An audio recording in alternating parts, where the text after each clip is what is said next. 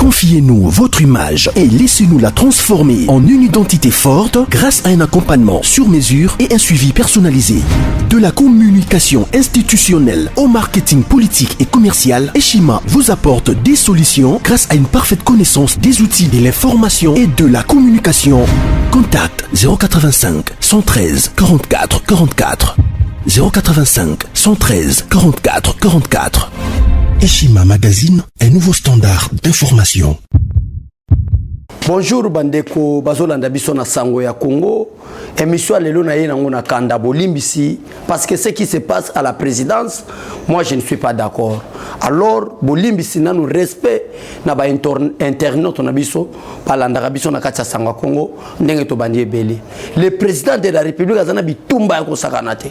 Bitumba na FCC, bitumba na Lamuka, bitumba susu na bana kati ya ndako. Bitumana bana kachanda kusiko biso to mona parce que nous sommes de l'IDPS. Muta IDPS asali mabeto kangamino. Ça c'est inacceptable. Je ne peux pas tolérer de pareilles choses.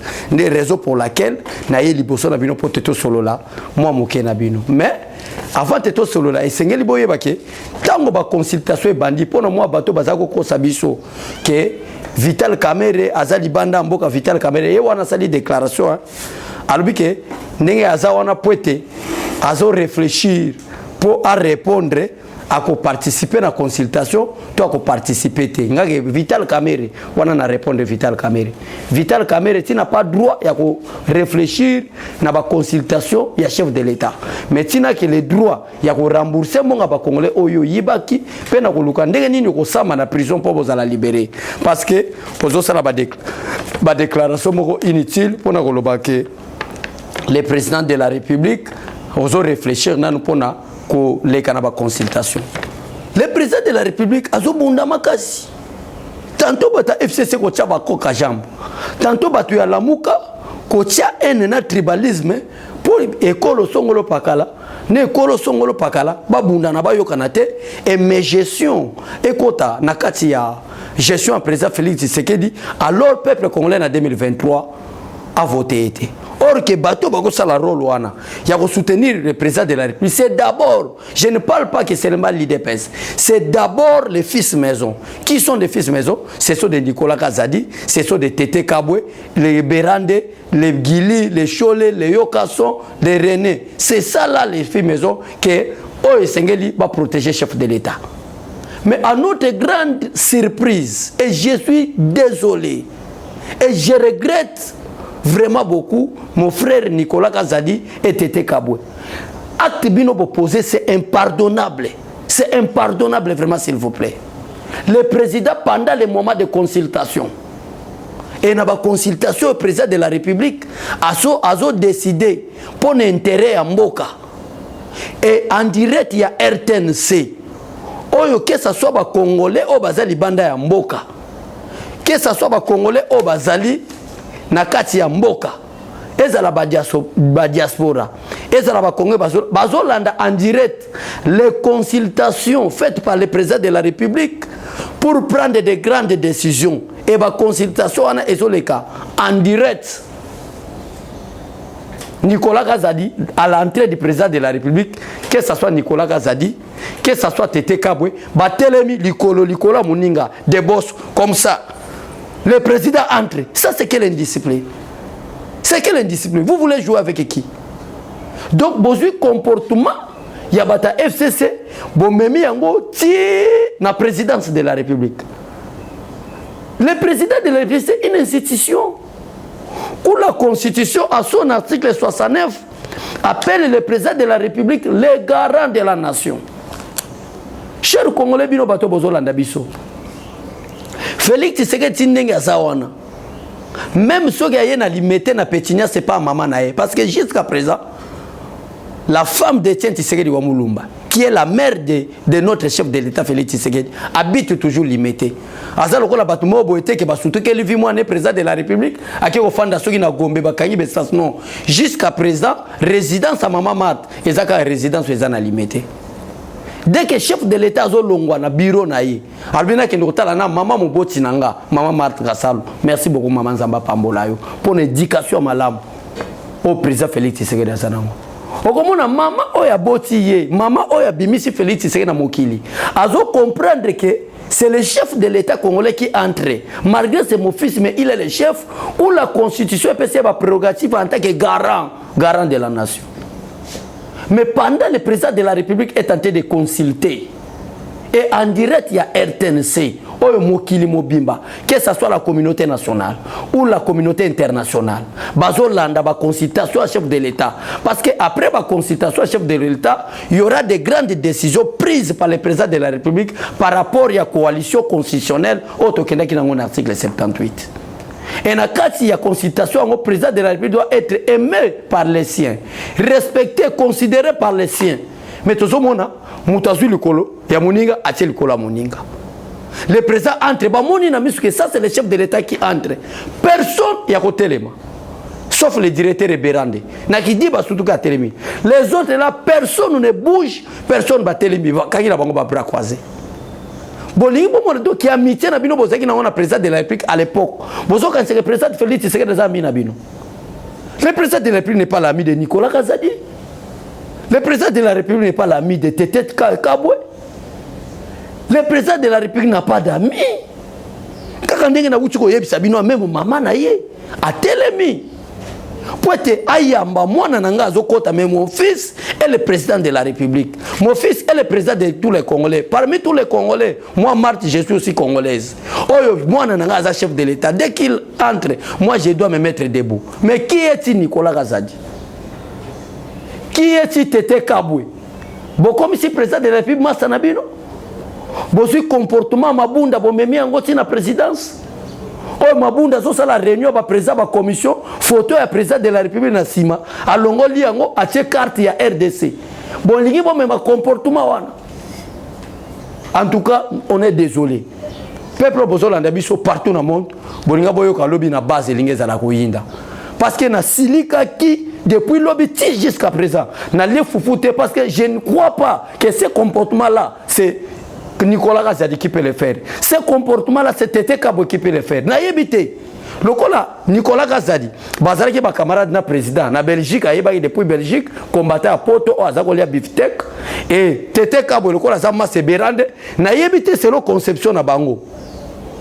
Conception na bango ezani. Bazomona ke nous sommes à un club d'amis ou à une association de camarades où le président de la République peut entrer et Moutou à côté m'a débouté. Ça, c'est quelle indiscipline?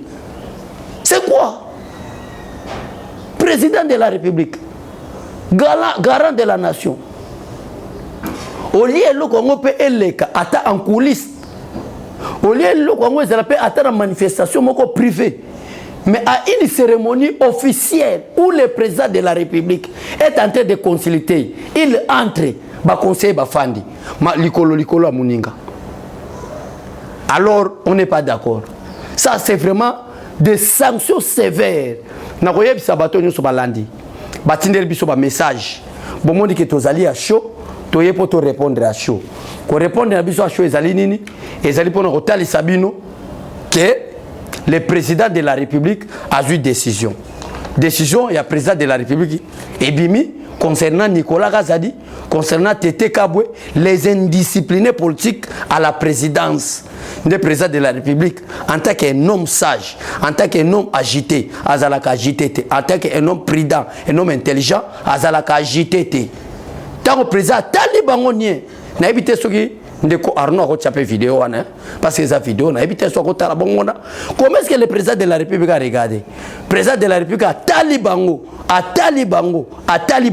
Mouta côté le mesate donc aucun respect, aucune considération. Alors décision chef de l'État bimi, il y a Tete Kabwe et sengeli nanu pour tena beyebisa peuple congolais bazolanda biso et sengeli nanu boye ba été Tete Kabwe mutamemie na présidence c'est Eberande. Eberande qui est le directeur par intérim du chef de l'État. Yende Moutamemie. Et Nicolas Kazadi, Moutamemie na présidence, c'est le président de la République. Na yebite, lokola Nicolas Kazadi, c'est le président de la République Moutamemie. Et Tete Kabwe, c'est le directeur du cabinet Moutamemie. Na yebite, c'est l'intelligence, na ba on a sagesse on zamba pesa bango. Ceux qui balingi ba monango club d'amis, to baninga bamona ngonini. Alors décision est tombée. Bandeko nyonso babangi, le problème avec Félix Tshisekedi azalaka JTT. Félix Tshisekedi azalaka mutu moko banga kamalobate. Atali bango nie. Kaka le même jour wana après manifestation en temps pause, Nicolas Kazadi est suspendu et Tete Kabo est suspendu. Après les bourdes d'hier de Jean-Claude Kabongo, Nicolas Kazadi et Tete Kabwe, le président de la République les a sanctionnés en les remplaçant par Peter Kazadi qui remplace Nicolas Kazadi, Guy Mwadiamvita qui remplace Jean-Claude Kabongo et Guy Mwadiamvita qui remplace Tete Kabwe. Baza suspendu à cause d'indiscipline. Ce n'est pas bien. Ce n'est pas bien. Bon, comme ici, président, c'est club d'amis. Bon, moi, le président de la République, est-ce que vous voyez que le président Félix Tshisekedi, c'est une institution. Lui-même, tel qu'il est, c'est une institution. Toutes les vies des Congolais dépendent de la gestion du président de la République. Et le président de la République est en train de se préparer pour prendre de grandes décisions dans quelques jours après ces consultations. Bino bozo la comédie na éviter bozala qui réfléchir ni. Ambiance bozala qui samedi et si la quitté et même bino vertige ti lundi tonine. Soso bolé qui na kapela, to o bolé qui na matonge, to na kimbuta to pe na maluku. Oyo vertige na ngona ba chéri bozala qui na bango, nde sali bino ke et pe ça va vertige dès que le chef entre bino boté le matin. Oyo article 69 il y a constitution bengi chef de l'État, les garants de la nation. Les chefs de l'État, les représentants de l'unité nationale, l'arbitre des bons fonctionnements réguliers de l'institution. Mabunda n'est pas une institution. Tambwe Mwamba n'est pas une institution. Ilunkamba n'est pas une institution. Mais ce sont des gestionnaires des institutions. Le gouvernement étant une institution qui est gérée par un premier ministre, le Parlement étant une institution qui est gérée par le président des deux chambres, mais Félix Ouazalaki Kokota Wana, c'est lui-même l'institution président de la République, c'est lui le garant de la nation, c'est lui le symbole de l'unité nationale, c'est lui qui a à ses mains la vie de tous les 80 000, de plus de 80 millions de peuples. Et il entre, Nicolas Kazadi Makolo, Akangi Likolo, patron Azokota, et patron Fandi na kiti mwana musala nda Azokota. Tete Kabo kuta taliti na misu, alongo le longi. Na ibita rubike master na biso, to sala kabaji en coulisses, moyena télémésate. Vous devez apprendre à être discipliné, cher messieurs. Vous devez apprendre à être discipliné. On n'est pas d'accord. L'IDPS n'est pas une association d'amis. L'IDPS n'est pas un club d'amis. Otoye kosala ki amitié. IDPS a lutté pour le respect des principes premièrement. Ça, c'est de l'indiscipline. Il a des sanctions. Des sanctions indiscipline wana. Des yango bimi balongo li bango. Pona bande ko nyoso baza. Nicolas Kazadi, Tete Kabwe, Jean-Claude Kabongo ne font plus partie de la présidence de la République. Ils sont suspendus à cause de leur indiscipline. IDPS biso to fandi wana tamula wana te. Biso to fandi tamu ya mulai wana te pona ko fanda kaka ke totala banani o biso to fanda na bango to ndimaka ba mabe moko boy o biso to yebite parce que mutu songolo pakala.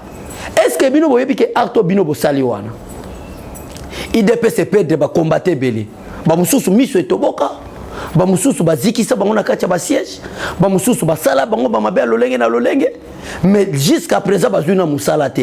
Mais yo wuti poto mbala moko ambassadeur itinéraire chef de l'État, conseiller principal à chef de l'État. Au lieu de respecter le chef qui vous a nommé, comment est-ce que bino bokeko se retrouver na présidence? Mais à cause de l'ordonnance nommée par ce président là, oh bino bolingi boteka na face ya monde qui a zami na bino. Le président de la République n'a pas d'amis. Même maman boti a zami na été.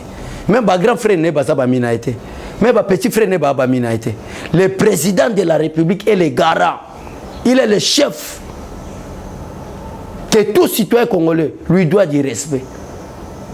Et bon, Bino, bateau bozo sala kutu prena. Est-ce que Bino bozana va collaborateur chef de l'État? Vous n'êtes pas ses collaborateurs.